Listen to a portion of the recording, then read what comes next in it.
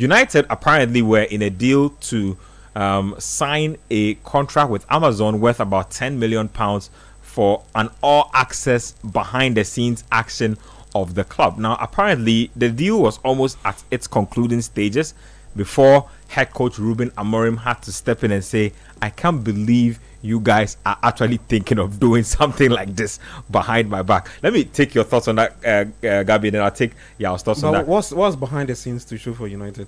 I mean, the broken showers and the old sinks that Ronaldo was talking about. Well, you know, it's a traditional club. They want to bring you into the museum of football. Okay, that is understandable. Maybe project the history of the club more. A couple of things that have happened in the past, but I think on a more serious note, I think I'll be interested to actually see what would be in there to show. But I'm looking at on the part of Ruben Amorim why he decided to not agree with this. Probably sees this as maybe a misplaced priority. I think probably he sees that there are a lot of things they have to deal with in terms of players they'll need for the upcoming season. That has not been done.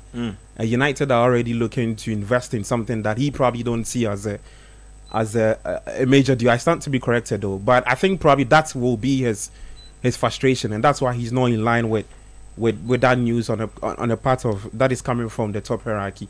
So, well, like I said, I would be interested to see what will be in that whatever stuff they have to show us. But I think Amorim is not being a happy man, especially with the lack of transfers, lack of players that have come are not coming into the club. Amorim said, are you trying to air our dirty laundry or what? What's the meaning of this? Because it's pretty simple. I mean, you are at the beginning of setting up the team in your image or shaping up the team in your image. The last thing you want is outside noise. And it's Manchester United. There's been a lot of distractions from outside noise over the years, and it has played a key role in their fall off or drop off from being an elite club. And you're not to cut you, Ben. And like I say, I stand to be correct. I thought these things are normally done to maybe project the success stories of team, maybe like a just ended season. Yeah. You've had a very good run. Yep. Those very things that are not open to the fans. You know what I think? I think it's just the club strapped for cash. Yes. And they are finding, they are trying to find any means like, to get extra cash. Look, do it with Manchester City. They did it with Man City, and it was a success because that team was because that team was a strongly bonded, strongly forged team already. True.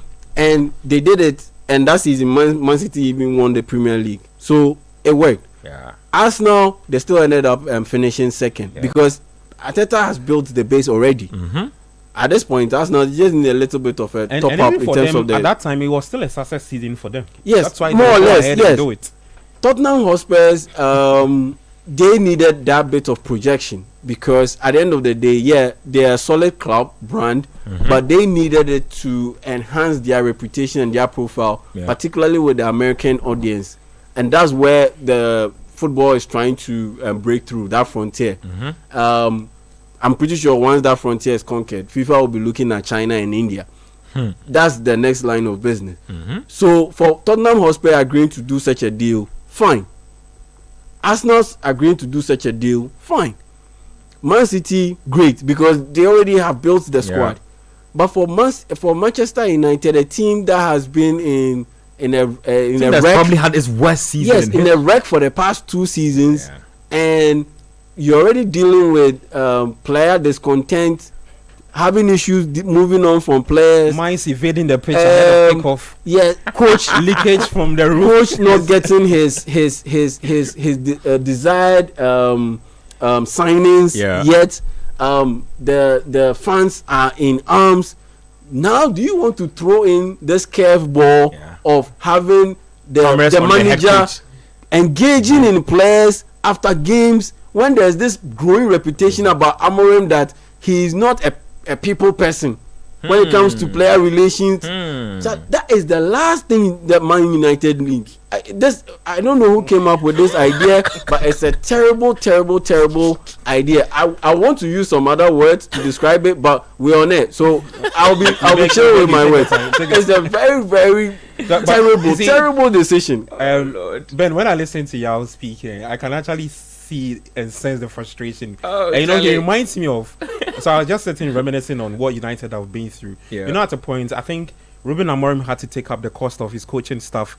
I think there was one game in the Europa League. Yeah, they had to fly Fly. because they were All these doing things. the Ratcliffe has slashed yes, his austerity benefits. measures. Some people had to be laid off, lost their job, and all these Yeah. things. So, look, like I said, I don't think it made sense to me. And like you have also said, it's probably a way to also make money. Oh, it's money. Yes. I mean, it's all about business. I mean, it's all about business. It's, but it's just shocking that a club in this kind of state will want to throw their team in that type of situation for money. It's and I'm just crazy for disappointed me. with the Ineos group because that's what the old group used to do under Ed Woodward. That's what they used to do. They will sell anything for money.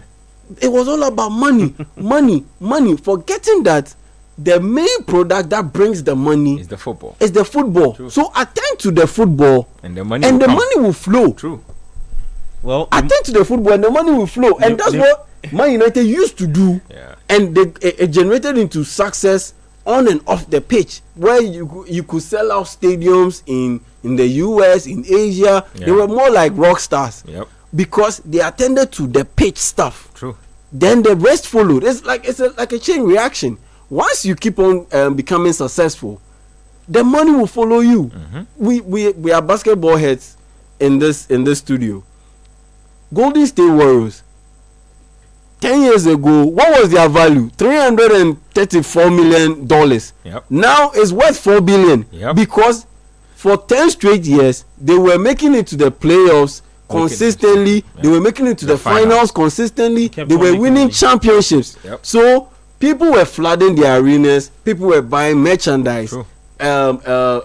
Companies will pay top dollar to associate themselves with that brand, and that's how you build They value. made so much money, they built a new arena. Thank you. That's how you build. That's how you make money. So attend to the on the field stuff. Yeah. The rest will follow. Unfortunately, the previous administrations and this present one, it looks like they are fumbling it, and they don't have an idea of what they are doing, which is very shocking because these are top pros handling the business. Well, Manchester United, always some kind of me. I like it. I'm happy. Our team, your team, Nimley's team. we know where you belong. Always up to some drama, man.